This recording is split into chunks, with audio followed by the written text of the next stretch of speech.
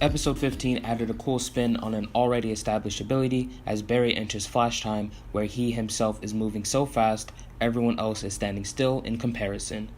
Hey guys, my name is Jobi-Wan and welcome to a channel in a galaxy far, far away.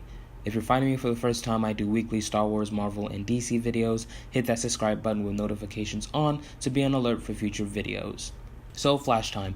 Already an established ability, we've seen Barry do it multiple times this year, most notably in the courtroom in episode 10.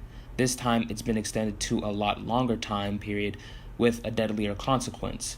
Once Barry slows down and thus exits Flashtime, the nuclear bomb goes off. Flashtime actually confirms that Barry is the fastest Flash so far because he was able to stay in it the longest.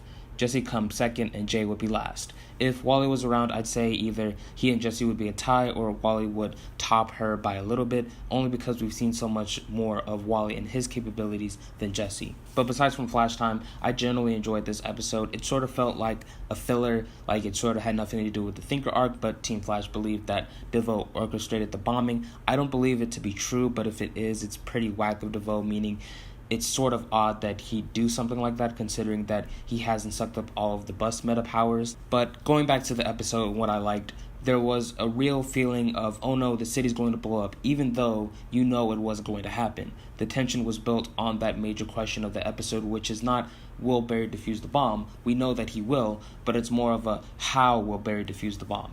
And you can really see how frustrated and tired he started to get. He was really melting, man, and it was crazy. Huge props to Grant Gustin, his acting is amazing. So how did Barry stop the bomb from blowing up? Breaching it to a different Earth? Didn't work. Freezing it?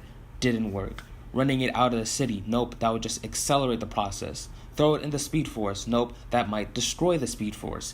Even time travel, which I thought would have been a perfect time to do so, but I guess Barry's learned his lesson about traveling to the past and changing things, because if you do, you'll just end up with a much more worse problem. Finally, the solution is to throw lightning at the bomb, which they tried earlier in the episode but failed since Jay was slowing down. So, Iris comes up with a solution and recalls that the Speed Force storm should do the trick. All Barry has to do is remove the Quark Sphere from the Speed Force, the device that tricked the Speed Force into thinking Barry is still in it, remove the sphere, throw it at the bomb, which will direct all of the lightning to it and thus defusing the bomb. I love how the solution was reached, even though I will say that the line, "You're my lightning rod, Iris," was a bit cheesy and cliche as well, but still I liked how Iris used her ingenuity to give Barry the solution he needed. But basically, I guess the moral of the episode is to let the answer come to you sometimes. In the beginning of the episode, Barry's just been trying to catch a breach so that he can stop DeVoe before he enters into his pocket dimension. He's been at it all day, hasn't gotten it, so Iris tells him to take a break. The answer will just come to him some way.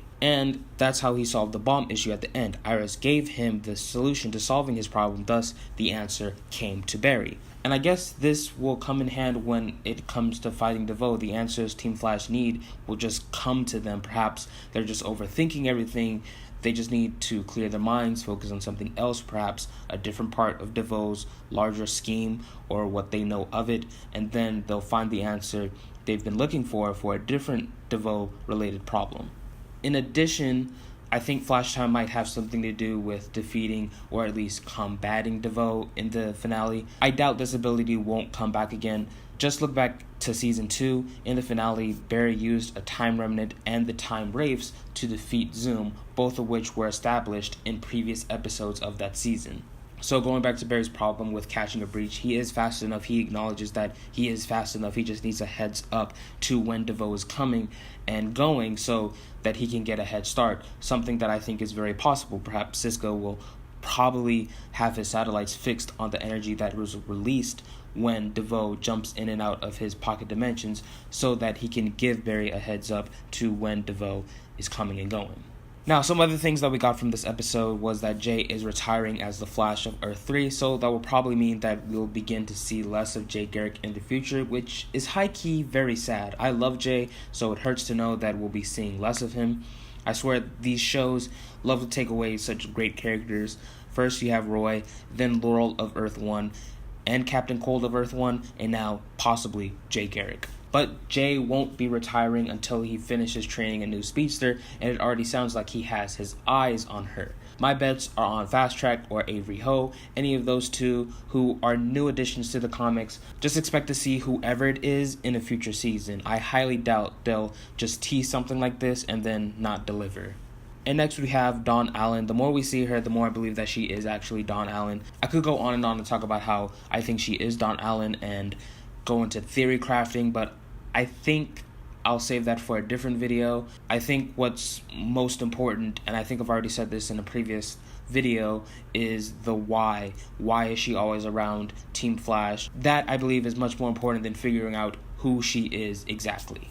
Remember, she is connected to the symbols that appeared in the beginning of the episode, the Speed Force symbols.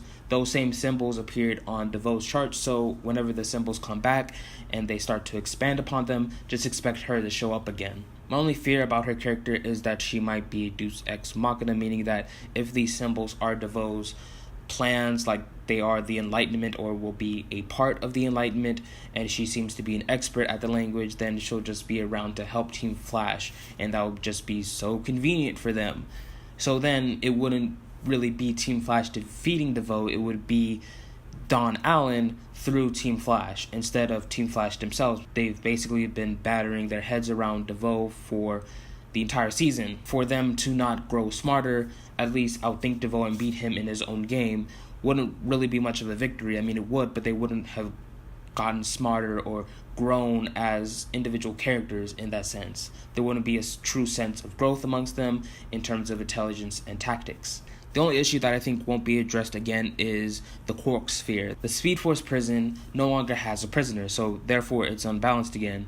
And I don't think they explained it at the end of the episode or even touched upon it. Maybe the Speed Force storm and the bomb canceled each other out. Maybe the Speed Force prison was destroyed in that process and not the Speed Force itself. Who knows? Again, I don't recall it being addressed in an episode on what happened to the prison. I think it might have been lightly touched or not touched at all, but I will reiterate that I doubt it will come back again in a future episode. Like, I doubt they'll go back to, oh, what happened to the Speed Force prison in a future episode. The only Easter egg I spotted besides the tease of a new female speedster was the villain of the episode, Veronica Dale, who was in fact a Green Arrow villain. And her background in the show matches her comic book background, an eco-terrorist and leader of Eden Corps. So that's it for this video, but what do you guys think? What are your thoughts on this episode? Leave them down in the comments below, and be sure to subscribe for future videos. Give this video a thumbs up if you liked it, and other than that, my name is Jobi-Wan Kenobi. May the Force be with you, and have a marvelous day from the LA to the DC.